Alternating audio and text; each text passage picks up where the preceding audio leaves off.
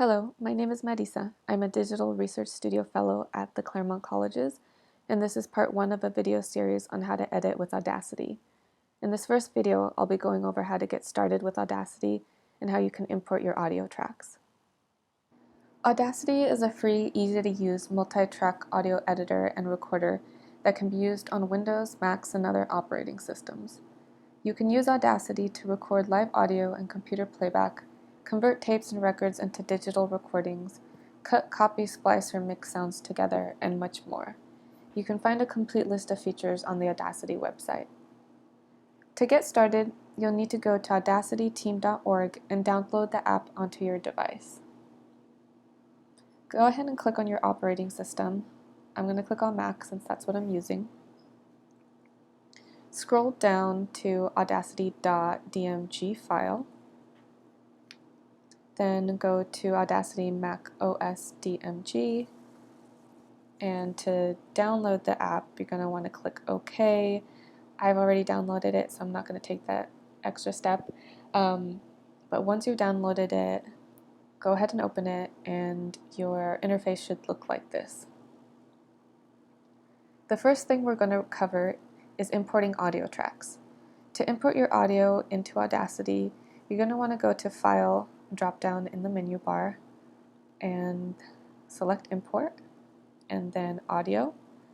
Then you're going to want to choose your audio files. I'm going to click on Example 1 and Example 2 using the Command shortcut so that I can simultaneously import both files.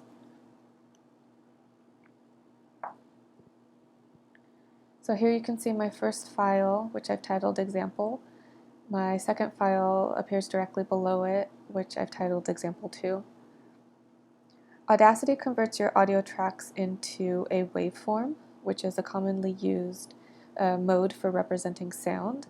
The first audio file that I imported was a song that I downloaded from SoundCloud, whereas the second audio file is a recording that I made on my phone of a podcast that I listened to.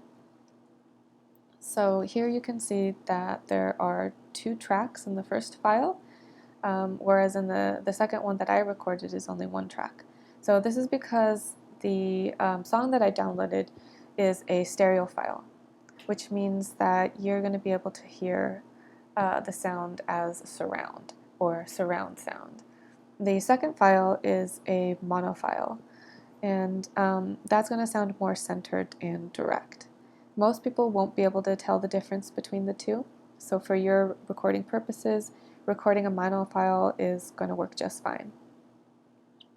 The X-axis represents time as seconds and minutes. Sound begins at the far left and moves slowly to the right.